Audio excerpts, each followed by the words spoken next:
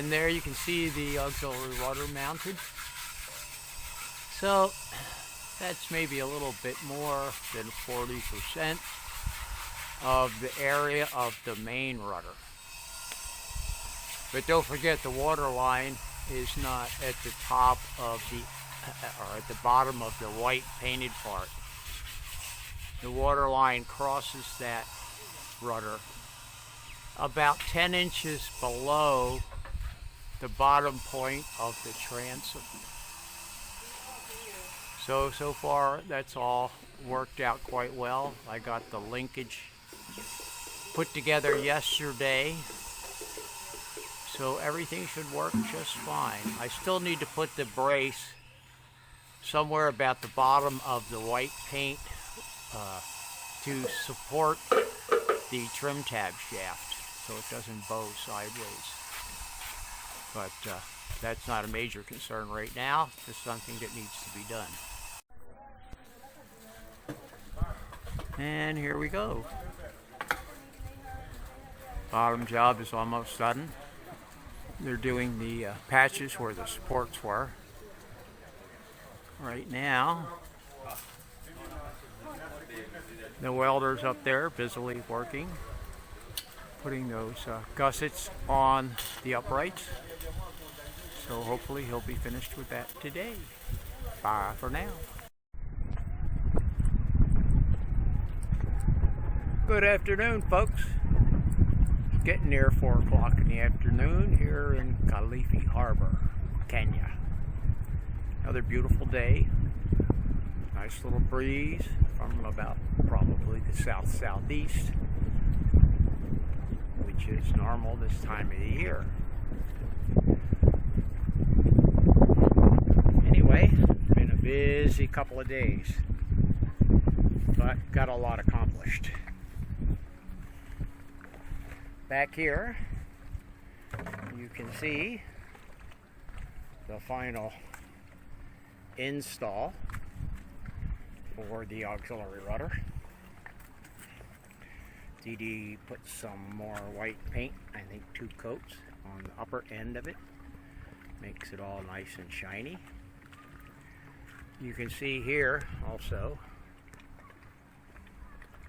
the cross braces wiring that I put in to help stabilize the dinghy davits.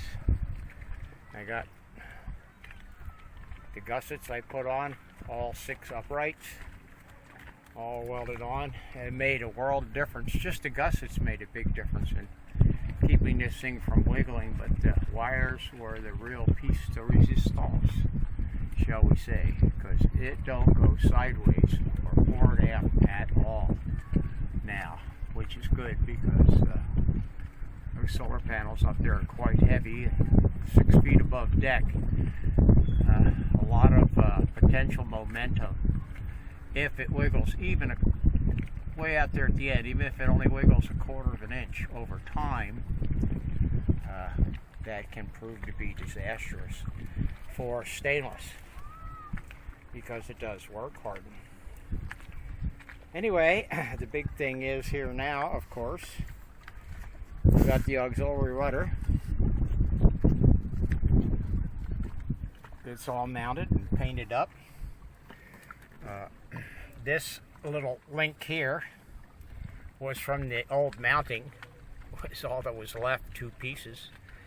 I put it on there with an old cast bronze pad eye that used to be for the rigging on my Cape Dory 28. It's not structural, it's just to keep the rudder from wiggling back and forth while I'm sitting at anchor. Or if I want to make sure the rudder stays in the fore and aft orientation if I'm not using it for whatever reason.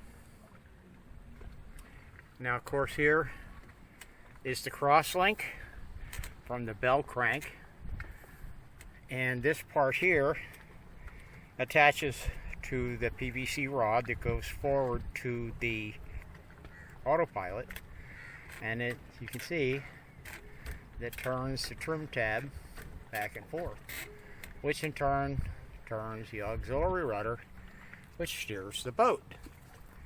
And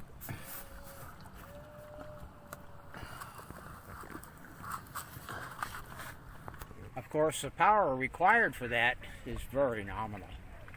I think the starting load on the motor in the autopilot is probably greater than the actual force necessary to turn the trim tab.